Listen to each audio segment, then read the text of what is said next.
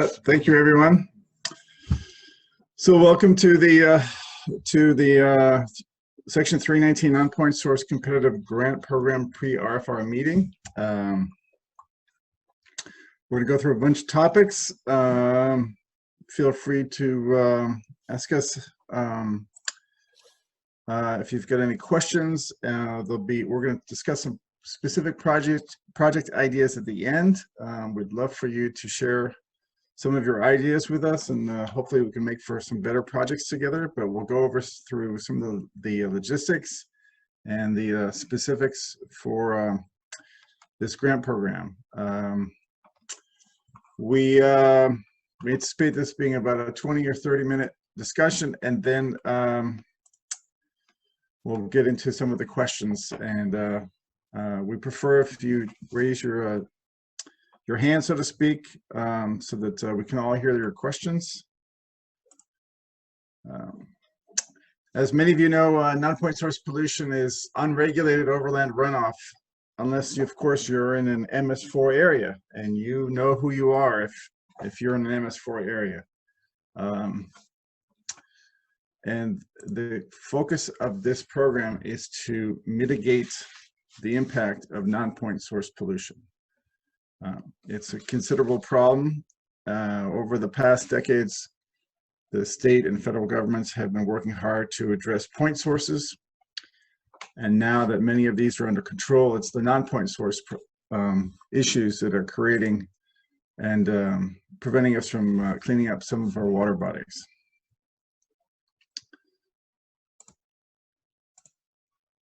Section 319 of the Clean Water Act is designed to mitigate non-point source pollution. These provide for grants for the prevention, control, and abatement of non-point source pollution and restoring beneficial uses and meeting or maintaining state water quality standards. These beneficial uses could be primary contact recreation, could be fishing, could be drinking water supply, things like that. The ultimate goal of this grant program is to reduce pollutant loads to meet or maintain state water quality standards. As you go through your project ideas, please keep this in mind. Sometimes we get projects that are consistent with this focus, and other times it seems as though folks are trying to sort of extend other projects that may not have a non-point source pollution component, and sometimes they don't really quite fit well in this program. So try to keep your project ideas with this focus in mind. Just about everyone is eligible, and that includes nonprofit, governmental, and for-profit agencies, for-profit entities. Projects can be located in MS4 areas if you meet certain program requirements, and they're not covered by prescriptive MS4 permit requirements, and if they will be completed by June of 2024. Most of our grantees are from the public sector, given that it's much harder for-profit entities to come up with a required 40% match. We'll get to the match in a few minutes. The impaired water bodies list, the 303D list, provides sort of a report card, if you would, of state water bodies that aren't meeting water quality goals and beneficial use designations. And these are some of the water bodies we would like to focus on. The most recent integrated list of waters that came out not too long ago that you can access from this on this website. You can also Google Massachusetts integrated list of waters for 2016. These will provide you a list of water bodies we would like for many projects to focus on, and to help us to clean them up and get them to back to their designated beneficial uses. In the RFR, we've also included a list of priority water bodies. This will be in the latter portion of the RFR, and we used a recovery potential screening tool that had been developed by the EPA to screen for water bodies showing the best opportunity for recovery using a bunch of different factors, including location, source of impairment, local capacity, and different elements like that. That's another place to look for potential project ideas. If your project idea does not include a water body from the integrated list or from the list of priority water bodies that we've put in the RFR, that's okay. Just please give us a discussion on why your project is important, and the documentation and your explanation will be key to making for a competitive proposal. We'll get to that in a few minutes. In the integrated list, we have multiple categories of water use designation, and we're focused in this program on 3. Category 4A, where we have a completed TMDL. A TMDL is like a pollution budget. 4C, where waters have been impaired by a non-pollutant. Generally, this means there's issue with plants. Plants are often difficult to address and almost impossible to remove from the 303D list or the integrated list of waters. But that doesn't mean we can't support a project that deals with plant-related issues. And finally, category 5, waters impaired and requiring a TMDL is the 3rd category we like to fund, and will fund. We will not fund from the other categories. This year there will be 6 categories of projects. The number 1 category, of course, will be for implementation work to design and install BMPs to meet water quality standards or restore beneficial uses. These BMPs should be designed for your local targeted pollutant. So if you're looking to work on the lake and you have phosphorus-related problems, your BMP should be designed to maximize the removal of phosphorus. If your project is not doing that, then it's less competitive.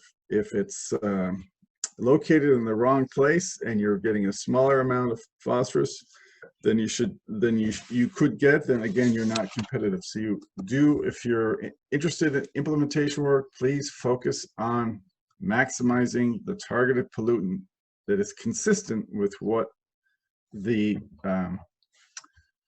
pollutant, the known impairment is. The second category is, oh, by the way, in the first category, the BMP category, we have the maximum amount of money. This year we have a little bit of extra money, and this category, as a result, is the least competitive, given this is what the program focuses for, and given the amount of money available. The next category is for healthy watersheds and high quality waters. These are for water bodies that have yet to be impacted by pollution in such a way to get on the 303D list. So if you have a healthy watershed that has a documented threat, this is the place, this is the time perhaps to consider developing a project to prevent that watershed from getting any further impaired, and impaired to the point where it is on the 303D list.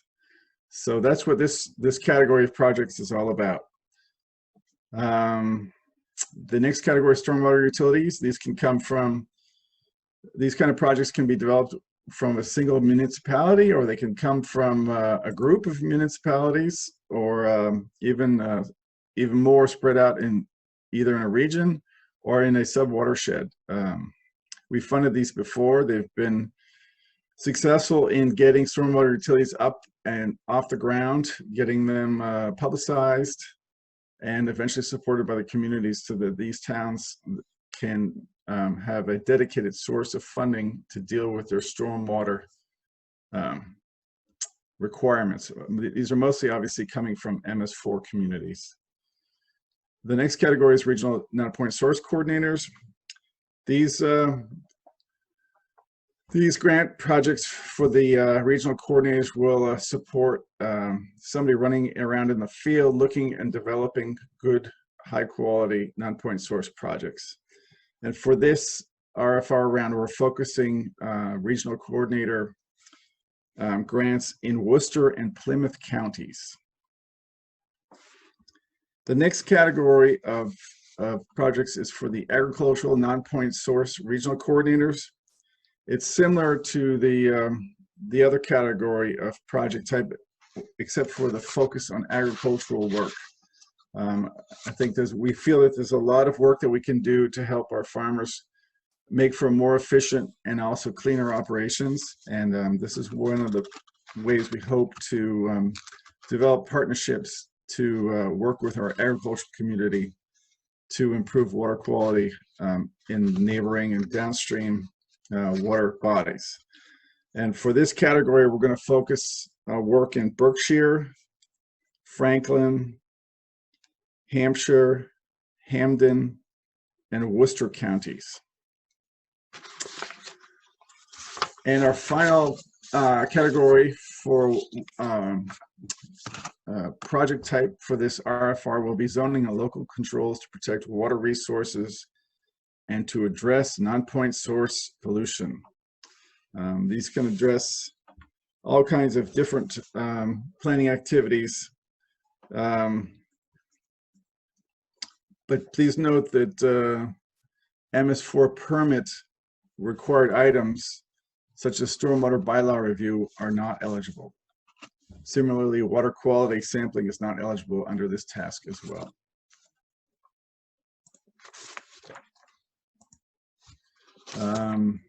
Again, the focus on the possible project must be non-point source pollution. It is eligible in regulated areas and MS4 areas unless the work is required by that municipality's permit. If it's required by the permit, then we cannot fund it. If it's required by the permit halfway through a 319 grant project, we cannot fund it any further. So please keep that in mind.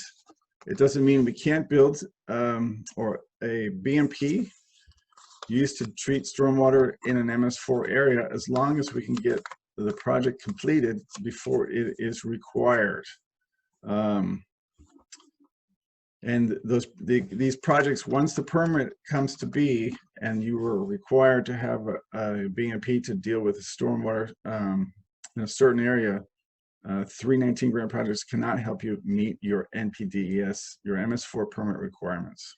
So please give us a call or and talk to us about that. There's a lot of complexity there, but there is room for some MS4 work, and we're comfortable talking to you about it until April 14th. Come April 14th, that's when the RFR comes out, and we can no longer be helpful for any questions relating to MS4 or anything else regarding any project ideas. The most competitive proposals will have a watershed-based approach. For implementation projects, you are expected to have a completed watershed-based plan by the beginning of the project. We'll get to that in a few minutes, but there are other.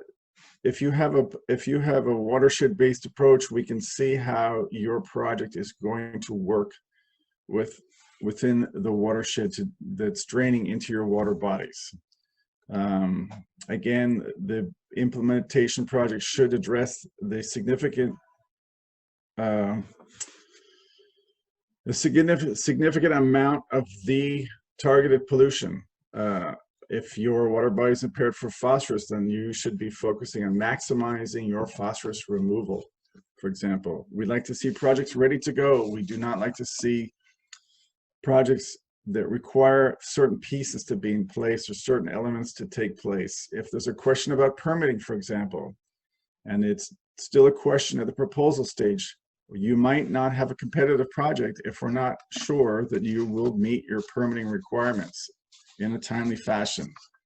So we'd like to see projects ready to go when funded. We also like to see match and stakeholder support. match needs to be clear. There should be letters of support from all those contributing match, whether it's in kind or cash.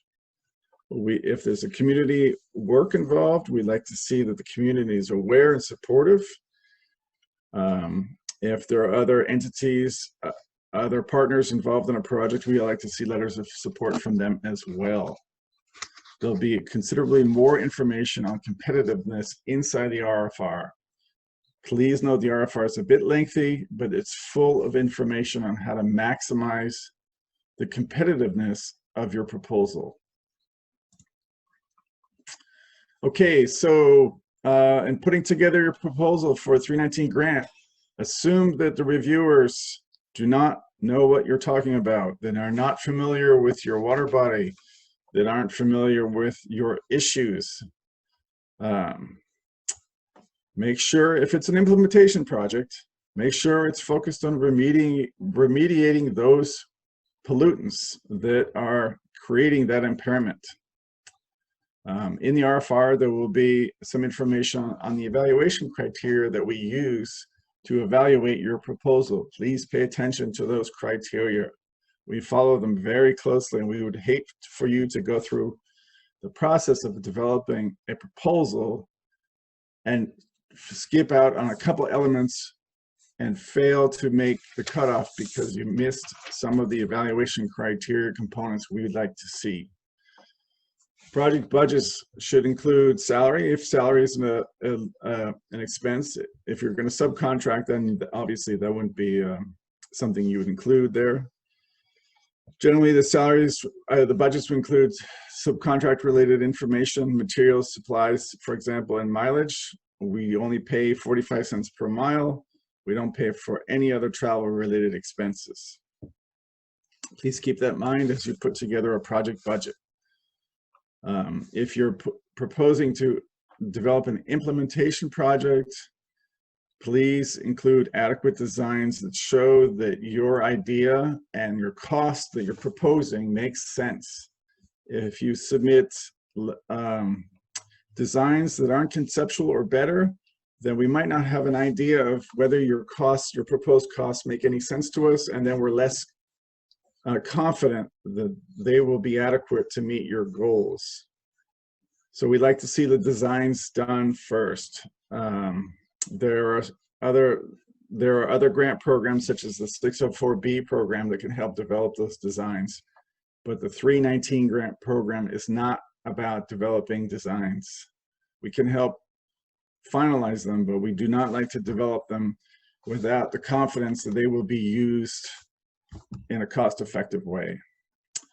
Again, if you're going to submit a proposal for BMPs, please include estimates for your pollutants that you hope to remove from your receiving waters. And these can be pounds of phosphorus or tons of suspended sediments or CFUs if bacteria is your problem, or it could be a combination of all three. So please include pollutant removal numbers in actual quantities. Please do not say we hope to or expect to reduce TSS by 80%. That doesn't really help us evaluate your project versus another project. We will be looking at all the projects together, and if one project can remove more pounds of phosphorus than another, then the first project will get a little bit more attention than the second. If the second project only removes 80% of phosphorus, then it's going to get even less attention than the first one. I hope that's a clear example. And again, please include letters of support. The letters of support have to be within the proposal submittal. They can't come after the deadline. So anyone including any financial, any in-kind match, whether it's a watershed group or the DPW or the planning board, whoever's providing that match, please include a letter of support on letterhead and signed by the appropriate entity if possible. If match isn't clear and we're not confident that you have enough match to meet your goals, then your proposal will drop down in competitiveness. Okay, so as an EPA-funded program, the 319 grant program requires that all entities, all participants, try to meet their federally mandated fair share goals. These are goals. That means that we expect all grantees to try to subcontract or contract to disadvantaged minority business enterprises and disadvantaged women-owned business enterprises. They have to be certified by the state's Supplier Diversity Office, and they have approximately 1,300 certified DBEs who can help you meet these goals. As part of your project, as you develop your project ideas, keep this in mind. We also expect, as part of a successful or a complete application, that there will be a statement of intent from the applicant on letterhead that reflects the project goals in terms of dollars. The goal should be, as you can see here, 4.2% of disadvantaged minority-owned business enterprises and 4.5% of disadvantaged women-owned business enterprises of the total project cost. That's the project and the match. And we expect that your statement of intent will include dollar amounts for your goals. If you submit a statement of intent saying we intend to subcontract with DBEs at 4.2% and 4.5%, that's not meeting our needs. We need to know exactly how many dollars you intend to subcontract to certified DBEs, and these need to be based on the total project cost, of course. And feel free to ask your subcontractors to help you meet those goals. That's very common, and it's done in other grant programs and other state contracts. They should be doing that, and it can help you meet those goals. If you have questions on this, on how to meet your DBE goals, there's quite a bit of information in the RFR about that. And you can also ask us again until April 14th. Okay, so this year we have a little bit of extra money, which is good news, I think. And the bulk will be going to implementation projects, of course. And there'll be a considerable amount of money available for non-implementation projects, such as the Healthy Watersheds projects and regional and agricultural coordinator projects. Usually under traditional funding levels, we anticipate 7 to 10 projects per year. This year we'll probably see more than double that. Again, keep in mind that we require a 40% match, non-federal match of the total project cost. This is a requirement. Please include in your project budget how much non-federal match you intend to include as part of the project. 40% is the minimum, and also include the sources.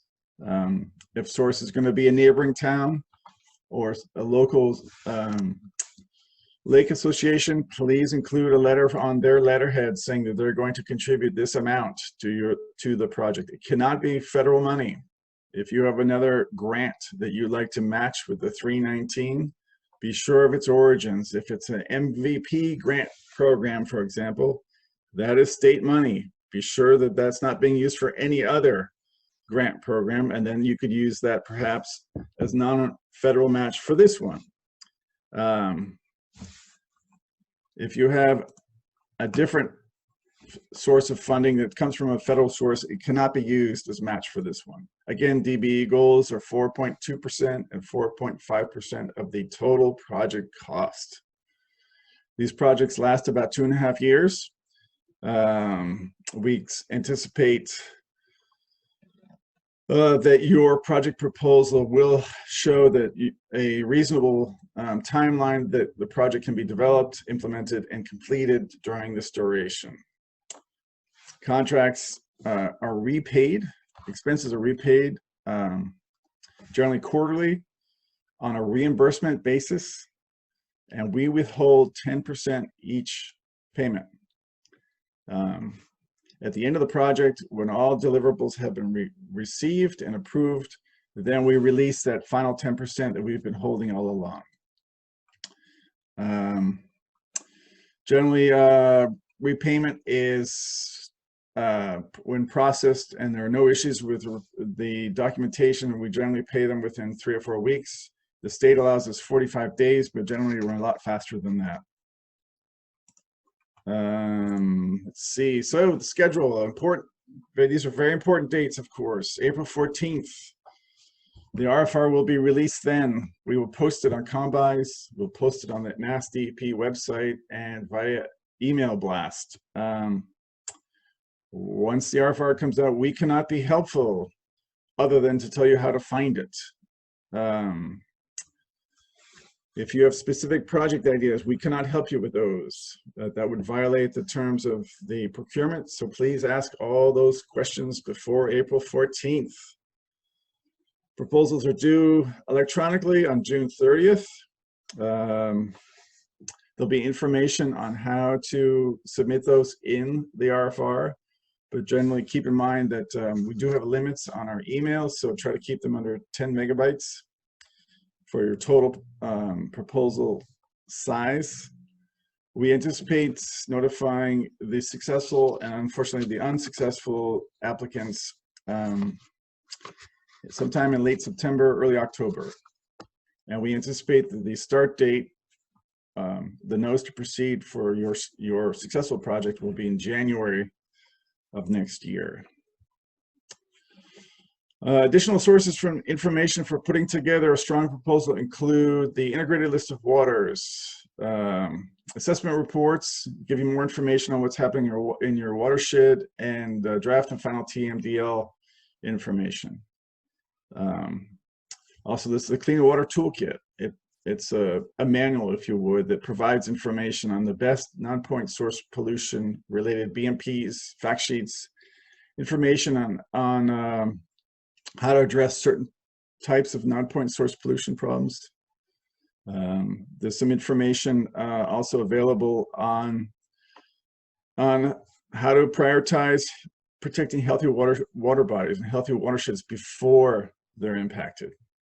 And we also, getting back to watershed-based plans, that are required of implementation projects. There's a watershed-based planning tool. We have a contract with Geosyntec consultants who have developed a online watershed-based planning tool, and it uses the 9 elements required by the EPA to put together a watershed-based plan to help guide project development and to maximize pollutant removal efficiencies. Please note that for implementation projects, there has to be an accepted watershed-based plan before we can issue a notice to proceed. And please note, we can also help you with that process, with the process of developing a watershed-based plan. Okay, more additional resources include past information on previous projects. We have the annual report that we posted not too long ago that summarizes the previous federal fiscal year's worth of work. We also have the Massachusetts Stormwater Handbook. It's being revised right now, but we've posted the current issue, and it's a very helpful way of defining whether your implementation project is going to meet state goals and state requirements. Another very useful resource is the Massachusetts Watershed Coalition's Bmp Cost Catalog that gives you a rough idea of the cost to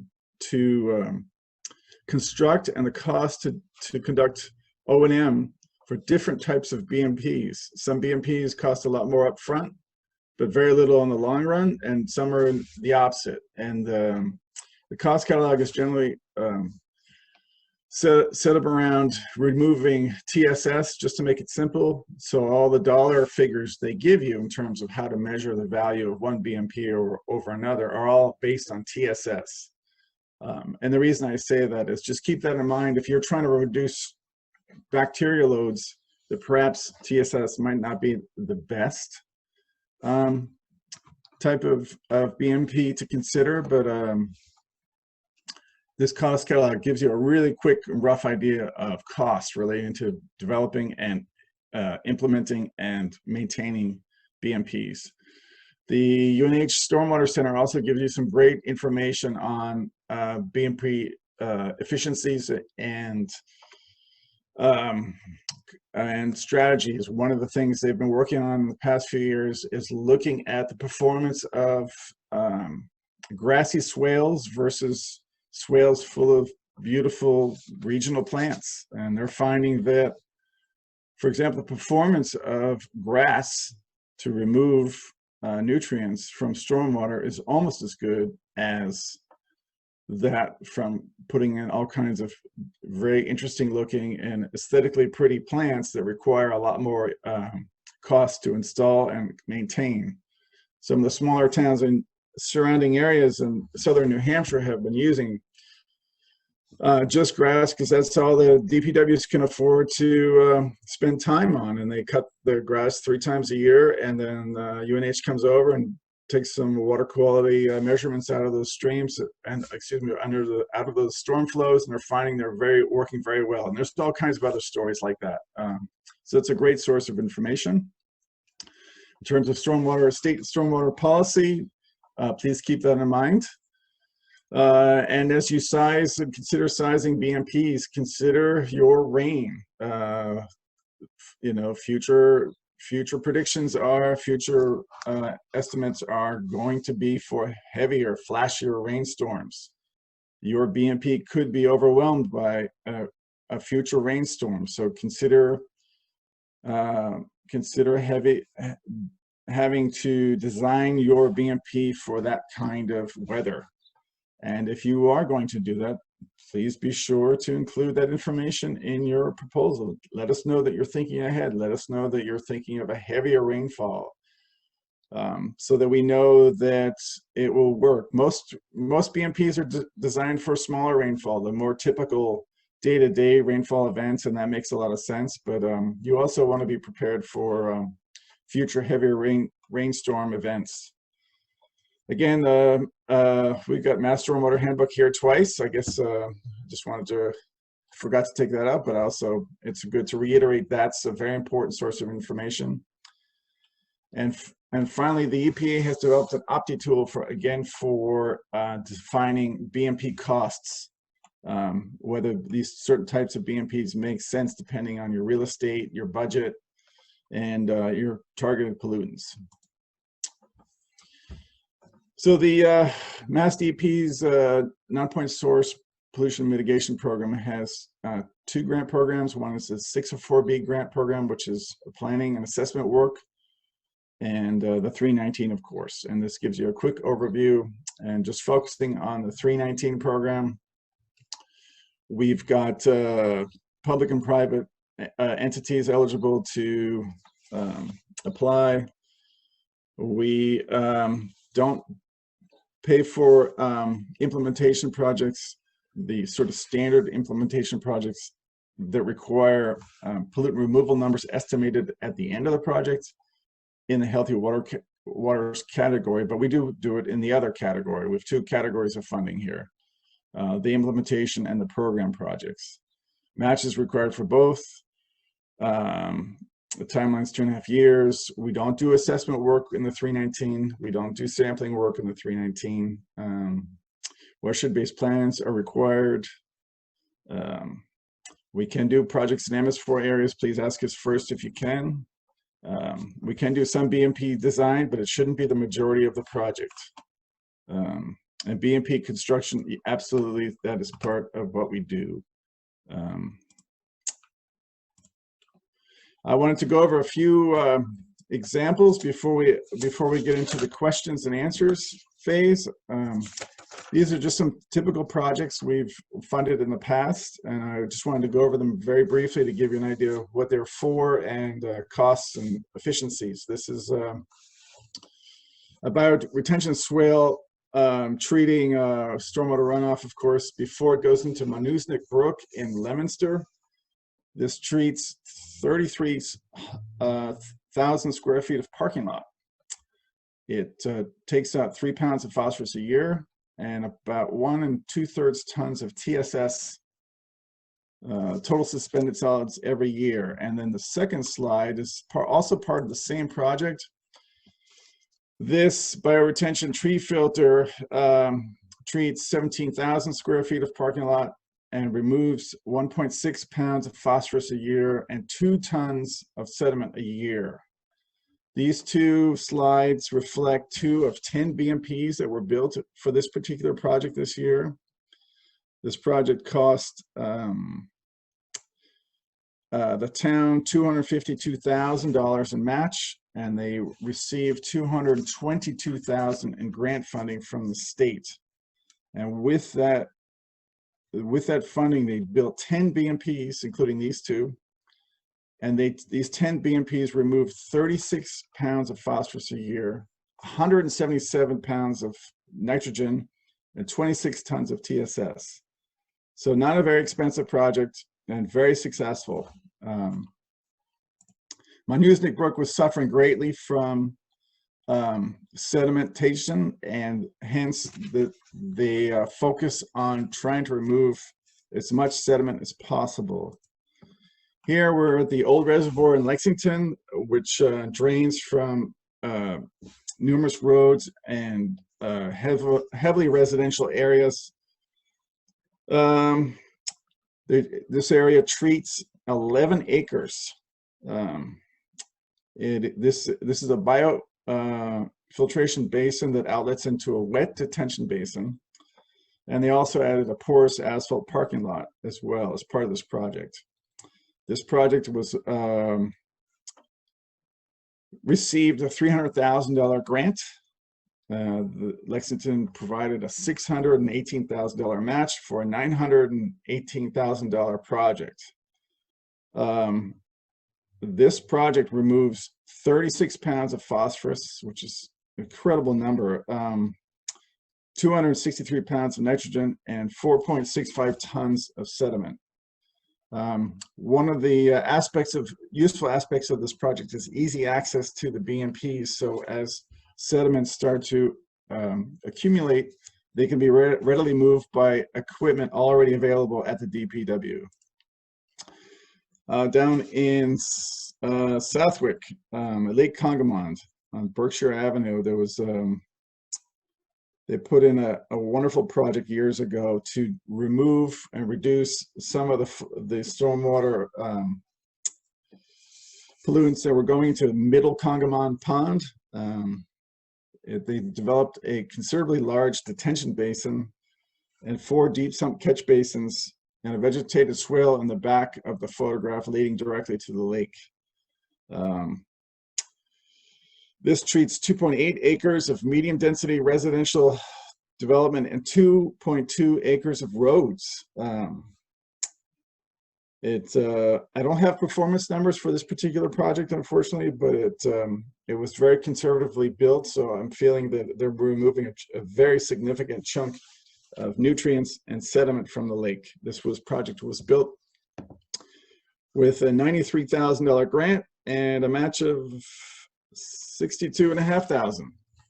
The road on the left allows easy access for building the BMP and also maintaining the BMP. The town put a fence, you can't see it, but at the access road to keep snowmobiles out so they don't chew up the swale on the far end of the BMP, but allows pedestrian access to the BMP and, well, not to the BMP, but to the lake beyond.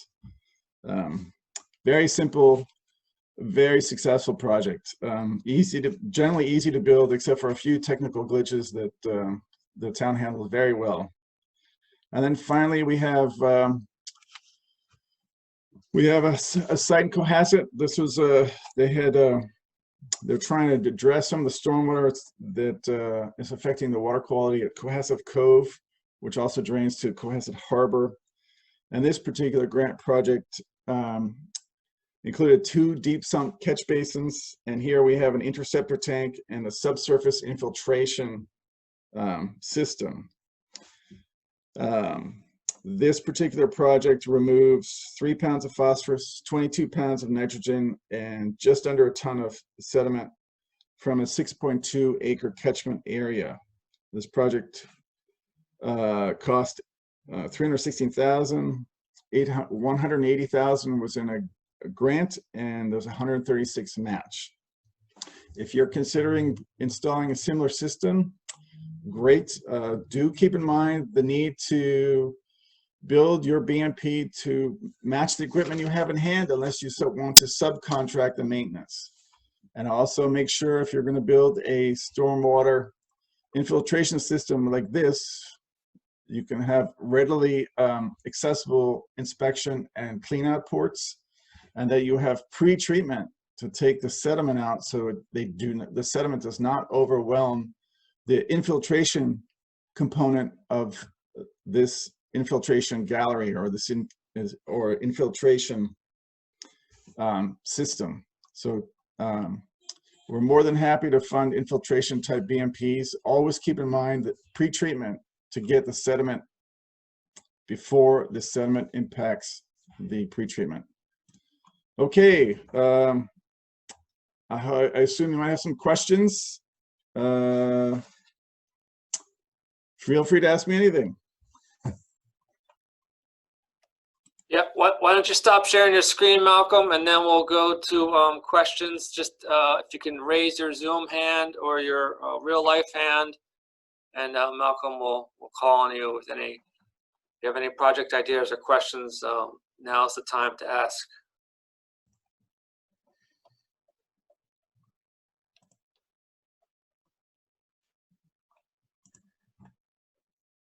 And don't be shy. Any questions on the timeline, on the requirements, on putting together a healthy watershed projects, a utility, BMP types, match? I have a question, Melissa Ricas. Can you talk a little bit more about the watershed plan? Do you need to use the watershed-based planning tool to put that together? You do not need to. Sorry, go ahead. Yeah, I was just wondering if you have to use that format, if that's something that's intended, or if there's specific requirements for the watershed plan that needs to be put together. If you already have one, could that suffice? The watershed-based plan tool is not required. However, the watershed-based plan tool follows the EPA's required 9-element structure of a plan. You need to identify the impairment, identify loads, and identify how your strategies to deal with those loads, and identify outreach and education components. There are 9 elements to a successful plan, and you don't need to use the tools, but it provides an easy sort of framework to start one, or to set one up. Yeah, and I just mentioned for the implementation projects, as Malcolm mentioned, we do have Geosyntec available to write the plan before your project starts. You would be more competitive if you have a plan already done with your proposal, but we could support the creation of one. But there will be a kickoff meeting that you'd be expected to attend and provide information to the contractor in terms of your actual project and potentially other projects in the watershed. Welcome. This is Tom Trainer. I have a very quick question, and thanks for your presentation. Can you give some guidance? How small a project would you consider on a dollar value? What bottom range is this program? Yeah, good question. We don't really have a bottom range. but if you have a project that's not going to cost so much, that's fine. It's nice to be efficient with money, but make sure your costs are adequate. A few years ago, we had a project proposed by local DPW and Concom, and it was a great project, but when it came to put the project out to bid, all the bids were considerably higher. There was no additional match available. We weren't prepared to give them more grant money, and it looked like that this project was going to die under its own sort of weight, if you would. But they rebid in the depths of winter when more and more contractors were less busy, and they were able to get a second round of bids that were affordable and within the project budget. So you're not being judged on in terms of your project is less expensive than others. It's more about efficiency. Will your project meet your goals with the amount you propose to do it with, and does it make sense? Of course, on the other hand, if you're asking for $1 million and your project is very inefficient, we probably won't fund that as well. So keep in mind costs, and feel free to maybe use some of the tools out there, such as a cost catalog or the EPA's Opti tool, to figure out if your costs are within range of what you want to do. And you might want to get some estimates from potential subcontractors as well. Thank you. Malcolm, I have a question. Laurie Connors. My question is that I have a very large project scope that's approximately $2.3 million. So I plan on covering the 40% match from a combination of town and grants. At the time of the contract signing, do you have to have the full 40% match in hand, or is there any flexibility in that? That's a very good question. We would like to see in your proposal that you have the match. If there's a question on the match and the question is doesn't give us the confidence that the project will be funded appropriately without that match, then that creates a problem.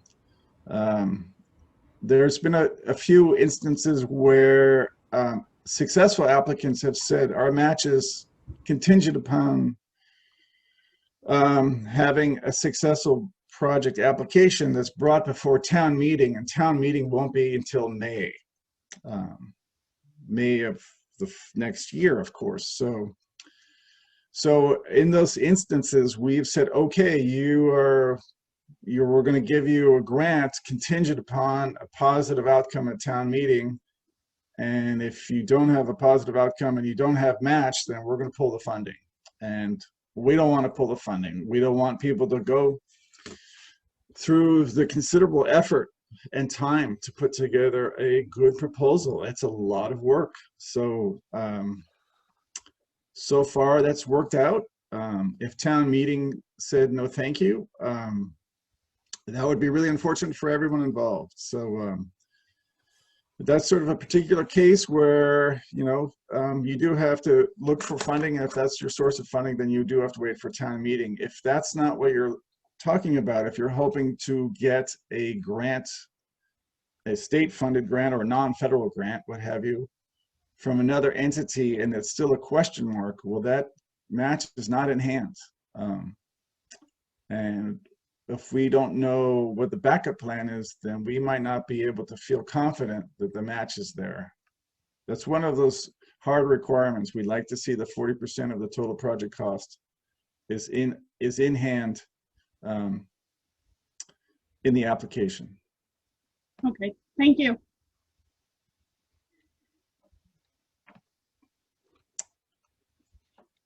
Any other questions?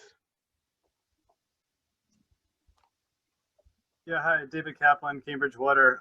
Are these funds appropriate to be used for a dredge project in a Cat 5 listed impaired lake? Good question. With any implementation project, we really like to see that everything in the watershed, the greater watershed, has been addressed. So the sedimentation or what have you in your area that needs to be dredged, you need to, for a successful project requesting that kind of in-lake work or in-water body work, we'd have to see that the watershed, the outside watershed, has been addressed. Those sources of sedimentation, what have you, have been identified and addressed in such a way that it makes sense to finally go into the lake and deal with whatever the in-lake problem is. And in this case, it would be dredging. And in terms of dredging is really expensive, as you know. We don't fund many of those projects.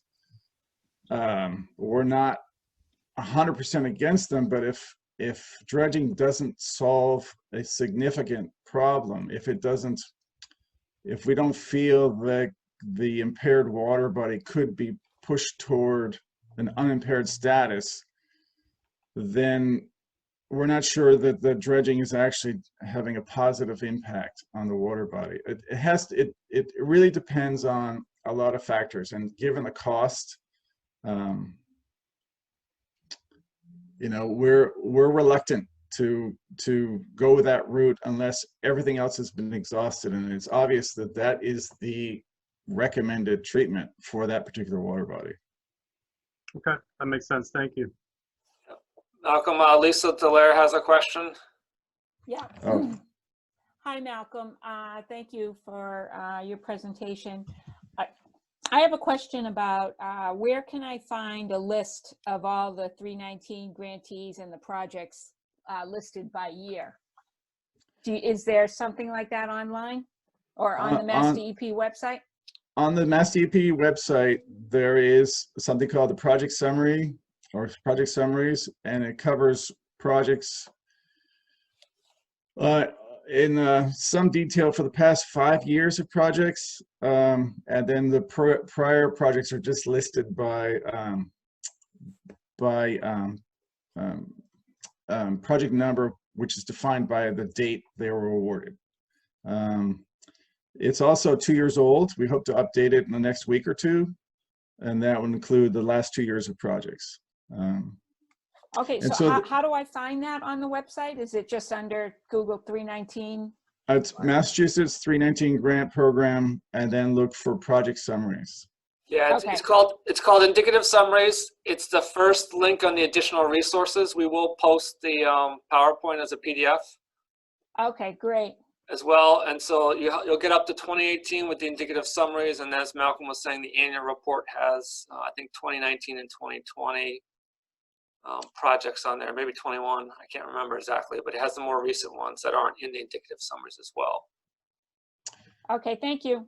And in the summaries, each of the past 5 projects has a single page dedicated to briefly describing the goals and the description and the tasks for each project. Grant amount, match amount, and information on the watershed, the water body, things like that. Yep. We have a phone call, hand up for 51541 area code if you want to ask your question. Hello. Hey, yeah, thank you. I have a quick question about the watershed plan. So you said it was due before the notice to proceed. Is that going to be like next January if we're approved for the grant, or would that be in October? That's a really good question. The accepted watershed-based plan has to be accepted before the notice to proceed. We can't pay you a single dollar if you have a successful grant proposal without that in hand. It doesn't have to be in the application. But you should have a discussion on how that proposal will come to be, whether you're going to do it on your own, you're going to do it in concert with the local planning agency, whether you're going to hire somebody out, whether you're going to expect us to help you through geosyntech to put one together. There should be a sort of thought and a little discussion on how that's going to come to be. Does that answer your question?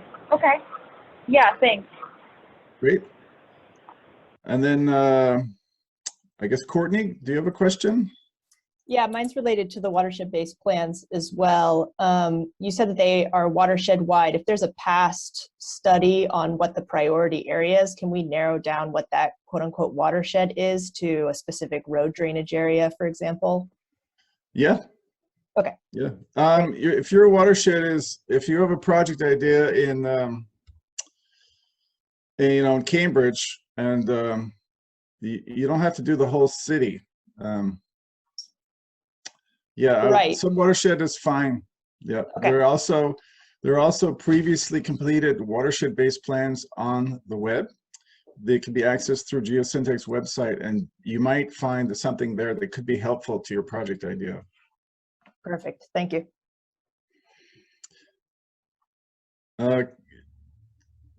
Kimberly? Hi, I had a follow-up question on the watershed-based plans for the implementation project. Can we include that as a task and request funding for it? Yes, you can include it in a task and ask for funding for it, but we can't give you funding until it's accepted.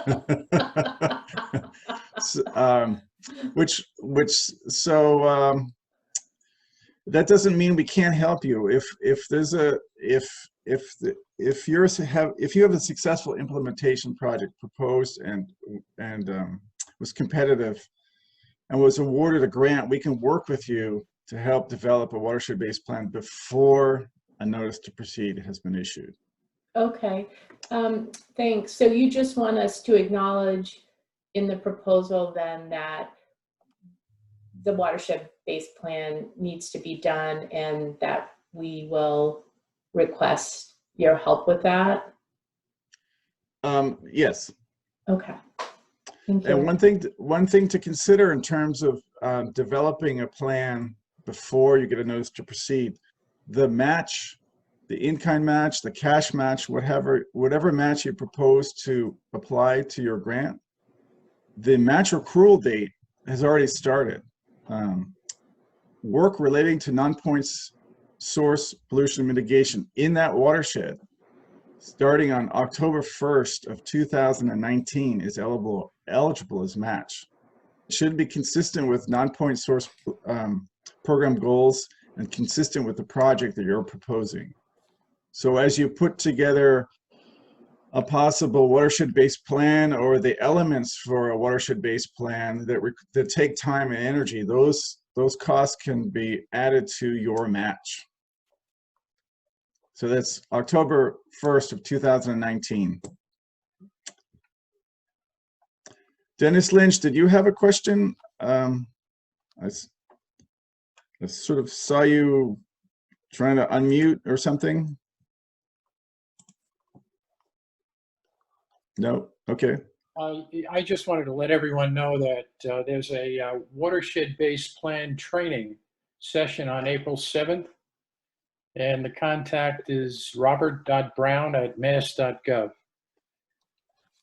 That might be helpful for everyone. Oh, actually, I'm sorry. It should be Matthew Reardon. I'll be running that one. We're borrowing a Zoom account, so yeah, please don't email Bob Brown about that. I'll have to adjust that invite to fix that issue. But yeah, if you have any questions or you want to sign up, let me know. I sent out the email blast a couple weeks ago, maybe 2 weeks ago, I think. And I can actually, we'll put a link to it in our Q&A response. Yeah, so it's Matthew Reardon at mass.gov. Yeah. Thank you.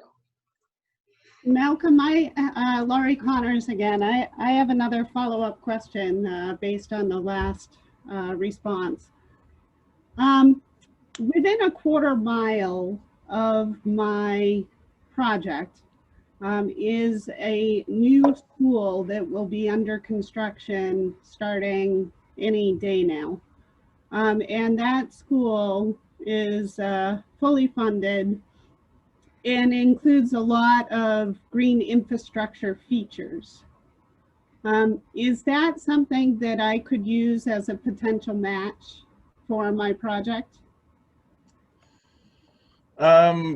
Perhaps some things to consider would be not the distance from your project site, but the location in terms of your watershed. Is the new school going to contribute to stormwater? Absolutely. It's on the other side of the bank of the river, the Blackstone River. Okay, and in terms of the runoff from the school parking lot is probably going to be considerably full of stuff, but the runoff from the school roof, not so much. I think more and more schools might be capturing the runoff from the roofs and putting them into cisterns or putting them elsewhere, and you're not going to get any pollutant removal from that because there's not a lot of pollutants on the roof. So I would not consider anything that the school is going to do to mitigate the runoff from the roof as match of any kind.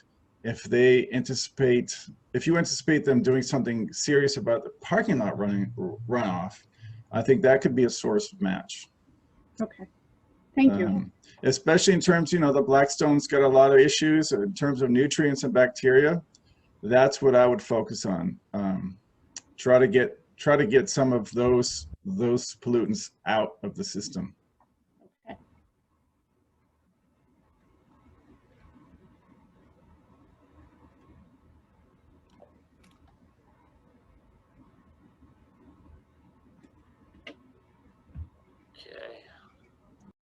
Right around 11 o'clock. If anyone has any more questions, please let us know. If not, I just want to reiterate, if you have a project idea, reach out to Malcolm. His email was on the last slide. And as he mentioned, we can talk to you up to April 14th before the RFR comes out. But once it comes out, we have a silent period, which we cannot talk with anyone. So Malcolm, do you have any last words or advice you'd like to share? I just want to reiterate, I've said it a bunch of times. If you've got project ideas, feel free to share them. Our job is to make this complicated process easier. We want to make things more efficient in terms of pollutant removal as well. We want to maximize the use of limited funds. So the more we can discuss possible project ideas ahead of time, the more we can help you develop a competitive project that maximizes pollutant removal. And that's what we're all about. And we're really happy to share our knowledge and our ideas with you. And it's great to talk about all project facets, small and large, anything in between. And it doesn't have to be implementation. I think if you're putting together a stormwater utility, we're happy to talk about that. And you've got a couple of weeks. I'll be working 9 to 5 pretty much every day. So you've got some time. And I'm more than happy to share and discuss ideas. We want to make this program work as best as possible. And putting together these applications is a huge task, and we're more than happy to try to make it a little bit easier and a little bit more successful. It is a competitive program. You will be judged based on others. So try to read in the RFR, read what we're asking for. Look at how we're going to evaluate proposals and try to meet all those elements that we bring up. And in the meantime, we're available to help. Okay, great. Thank you everyone for attending. And we will post the slides on our website. And I will also try to send an email to everyone that attended today to let them know that they're up on the website when that's done. But you should expect that at the end of today or early tomorrow morning.